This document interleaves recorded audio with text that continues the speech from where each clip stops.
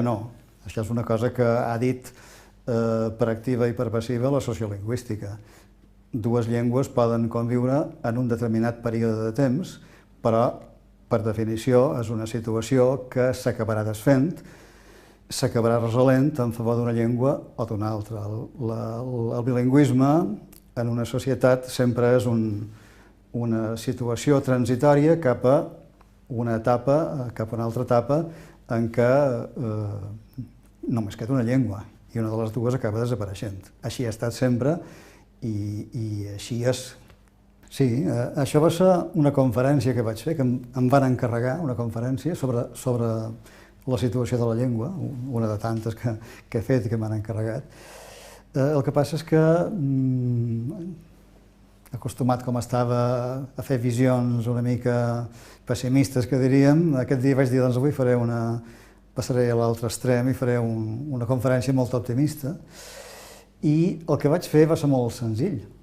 Va ser agafar tots els elements de la situació actual, això fa bastants anys ja, i 20 anys, vaig agafar tots els elements de la situació d'aquell moment i els vaig posar tots al revés, els vaig capgirar tots. És a dir, què passa ara? Doncs que tenim un grup que és monolingüe en espanyol i un grup que és bilingüe espanyol-català, doncs vaig descriure una societat futura en què hi hauria un grup de monolingües en català i un grup de monolingües en català i espanyol.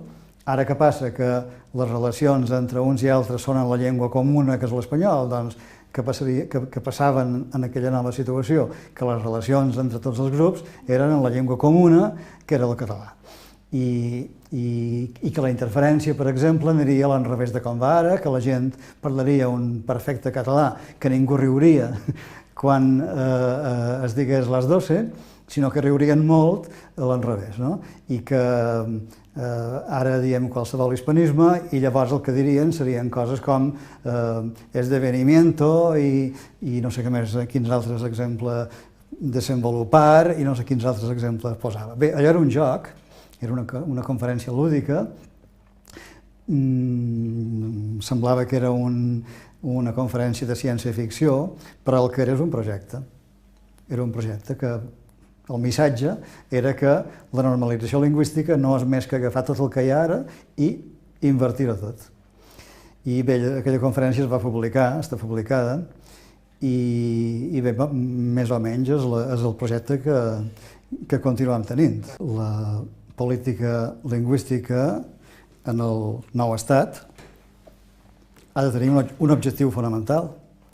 Pel que fa a la llengua, l'estat ha de tenir un objectiu central i fonamental, que és la normalització de la llengua.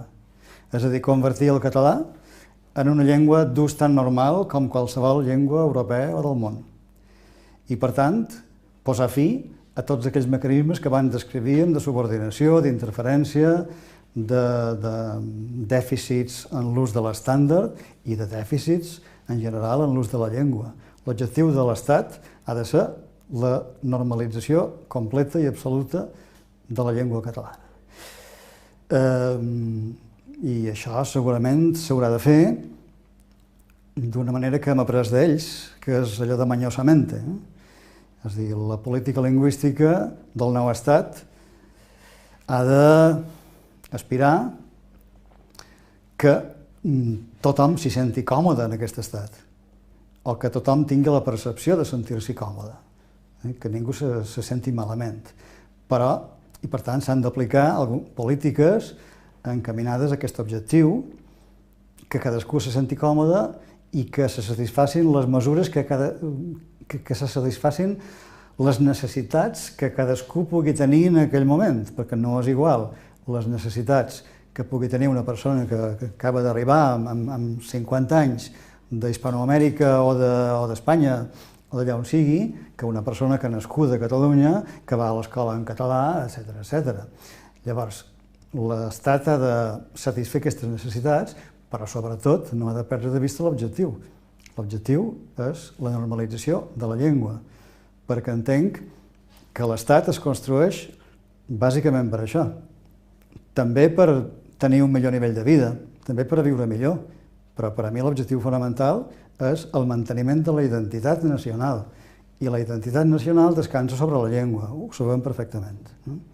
I hi ha un gran debat, com se sap, i bé, jo soc de l'opinió molt clara, i sempre ho he defensat, que el nou estat català ha de tenir el català com a la llengua oficial. Només hi ha d'haver una llengua oficial, la llengua nacional, i la llengua oficial de l'Estat, el català. Després s'han de posar en marxa aquelles mesures, com deia abans, per satisfer necessitats concretes de la gent. És a dir, que hi ha una part de la població que és hispanoparlant, hi ha una part molt important de la població que és hispanoparlant, i aquesta gent s'ha de sentir còmoda, com deia. Que aquesta gent necessita o vol poder-se adreçar a l'administració en català, en espanyol, doncs no hi veig cap problema, no hi veig cap problema. Que volen que els seus fills aprenguin a l'escola l'espanyol, no hi veig cap problema. Però la llengua oficial de l'Estat crec que ha de ser el català, perquè, si no, correm un risc.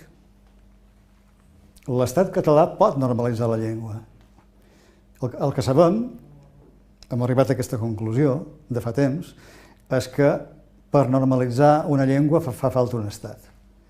Sense un estat sobirà, una llengua ho té molt difícil de sobreviure. Però aquesta és una condició necessària, però no suficient, pot ser, perquè hi ha casos de comunitats lingüístiques, nacions, que han assolit la independència i disposen d'un estat i no han normalitzat la seva llengua. No hi ha molts casos, però n'hi ha algun, com Irlanda. Llavors, crec que l'estat és una condició necessària per normalitzar la llengua. Ara, en aquests moments hi ha unes tendències, s'estan apuntant unes tendències, s'està dient unes coses, com que els principals partits polítics ja han dit que l'espanyol serà llengua oficial. Bé, jo el que dic és que anem molt en compte perquè correm un gran risc. Correm el risc que, tot i canviant moltes coses, les coses essencials no canvien. I les coses essencials són la subordinació del català a l'espanyol. En un règim amb dues llengües oficials, amb l'espanyol oficial, amb l'espanyol ensenyat obligatòriament a les escoles, amb l'espanyol sent la llengua que sap tothom, l'espanyol pot continuar sent la llengua comuna, que és el que no ens interessa. El que ens interessa és que la llengua comuna sigui el català, la llengua de tots, i la llengua neutra de la intercomunicació. Per tant, alerta, perquè correm un risc gran aquí. I els sociolingüistes han advertit, i crec que els polítics, els constructors d'aquest estat, haurien de tenir molt en compte les opinions dels sociolingüistes i dels experts en llengua. La lleialtat lingüística és un estat natural de les comunitats lingüístiques. És a dir, la lleialtat lingüística és la valoració de la pròpia llengua, l'adhesió a la pròpia llengua i la voluntat d'usar i de preservar i de perpetuar aquesta llengua i transmetre-la a les generacions i mantenir-la en plenitud d'ús. Això és la lleialtat lingüística, que crec que és un estat natural de les llengües. Al contrari, s'ha dit que és l'autoodi, que és una cosa que s'ha de matisar perquè en un principi la gent no s'odia a si mateixa. Però quan no hi ha lleialtat lingüística és que alguna cosa falla.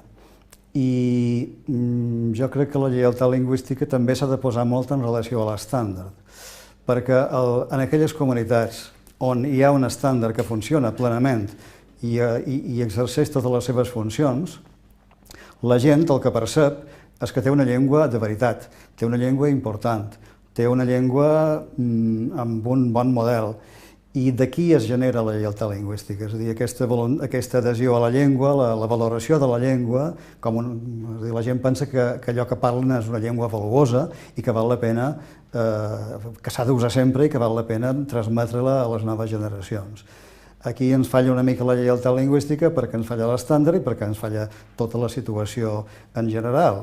I fixem-nos que sempre que hi ha polítiques agressives contra una llengua, i aquí ens ha passat i ho tenim molt conegut, quan hi ha polítiques agressives contra una llengua, sempre el que fan és atacar l'estàndard. En principi és una qüestió d'economia, la gent tendeix a l'economia i per tant quan una persona va a viure a un país determinat, si pot passar aprenent només una llengua no n'aprèn dues.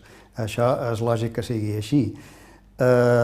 El que passa aquí és que hi ha una llengua, que és l'espanyol, que és imprescindible, que no pot ser que la gent visqui aquí desentenent-se d'aquesta llengua, i hi ha una altra llengua que és prescindible, que sí que és possible desentendre's d'aquesta llengua, que és el català, i hi ha gent que ho fa.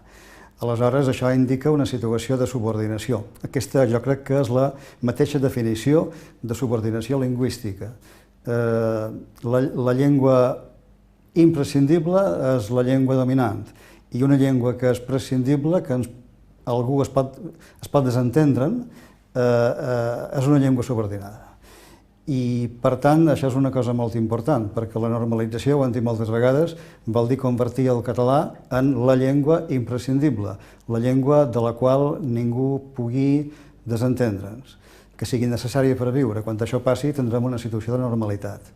Allò que fa riure i allò que no fa riure és molt indicatiu de la situació de les llengües.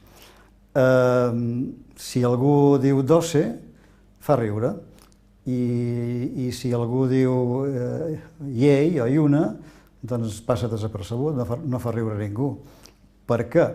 Doncs primer per una qüestió de minorització, perquè avui dia ja hi ha poquíssima gent que no parli un espanyol pràcticament natiu, hi ha molt poca gent que digui les 12, per tant, si algú diu les 12 queda en un estat de minorització i en aquests estats sempre apareix la crítica, la ridiculització, etc. En canvi, dir la iuna o el llit, això és de cada vegada més extens, més habitual, i per tant és com una normalitat que no fa riure ni xoca a ningú. Per tant, allò que fa riure i allò que no fa riure és un indicador de la situació de les llengües. Aquesta és una de la crítica que li feien alguns dels seus contemporanis ja. Deien que Fabra volia crear una llengua de laboratori, una llengua artificiosa, una llengua encarcarada, una llengua inviable, una llengua que no usava ningú. Aquesta és la crítica que li feien molt sovint, però ell era molt ferm en les seves conviccions. Ell creia molt en el seu projecte i el va mantenir durant tota la seva vida. Aquesta idea de descastellanitzar, ell deia depurar la llengua, descastellanitzar-la, i ell confiava molt en la llengua i confiava molt en la societat. I ell veia que la societat anava responent a les seves propostes, que eren propostes molt revolucionàries, molt trencadores. Fabra és un revolucionari. Fabra proposa unes coses que eren una ruptura, en certa manera, amb la llengua del moment. Fabra proposa paraules que no deia ningú. Tothom deia menos en el seu temps. I ell diu, doncs, proposam la forma menys de la llengua clàssica que no deia ningú. És a dir, era una proposta revolucionària. Fabra proposava dir coses com agreujar, quan no ho deia ningú, tothom deia agraviar. Hauria pogut optar per la llengua que es parlava en aquell moment, però ell té el seu projecte en el qual creu i, així com el va desenvolupant, veu que la societat li respon. I aquí hi ha un altre element que jo vull destacar, i és que l'obra de Fabra va ser possible, és a dir, va tenir succés, perquè és una obra ben fonamentada, perquè Fabra hi creia i perquè la societat que la va rebre amb patriotisme. Era una societat que actuava amb patriotisme, és a dir, que estava d'acord amb la idea de l'esforç, perquè això implica un esforç per tenir una llengua millor. I potser aquest és un dels aspectes que tal vegada avui ens fallen, aquesta idea de l'esforç per construir una llengua millor, superar superar allò del català fàcil i el mínim esforç. La depuració de la llengua no s'ha continuat. Crec que la depuració de la llengua es va acabar amb la mort de Fabra. L'Institut d'Estudis Catalans ha fet moltes coses, molt meritòries, però em sembla que la idea de depuració de la llengua va quedar després una mica abandonada. Durant la dictadura de Franco, certament, era difícil amb qualsevol tasca en aquest sentit, i després de la dictadura el que ha passat és que han aparegut unes noves sensibilitats que advoquen per abandonar una mica la línia històrica de la depuració de la llengua i estan més en sintonia amb una idea de llengua fàcil, de llengua del carrer, de no complicar-se la vida depurant hispanismes i tot això. I en aquest nou clima, amb aquesta nova sensibilitat, es fa més difícil continuar el que Fabra va deixar dit en una espècie de testament lingüístic, o com es digui, que la seva obra no estava acabada, que ells havien seguit una línia de deshispanització i que les noves generacions havien de continuar descobrint nous castellanismes i cercant la manera de trobar alternatives genuïnes. A les Balears han viscut els darrers anys una de les agressions contra la llengua més grans de la història. La vivim encara, no? El que passa és que també hem vist que això ha generat una de les reaccions en favor de la llengua, de la cultura i del país, també més grans de la història. I en aquests moments es veu ja al final del túnel. És a dir, tota la política del govern de les Balears a l'escola, de reconegut del català a l'escola, està fracassant. La societat, amb la seva reacció molt enèrgica i molt modèlica, l'ha fet fracassar. I podem dir que som al final d'aquest malson. L'any que ve hi ha eleccions i tot indica que és molt difícil que el partit que ha perpetrat aquest atac i aquesta agressió pugui tornar a tenir el poder. Per tant, restaurarem moltes coses que ens han destruït i continuarem avançant. Les Balears és una societat on les correlacions de forces polítiques van molt justes. Hi ha un partit que governa majoria absoluta, però sempre d'una manera molt justa i depenent de circumstàncies molt puntuals de cada moment.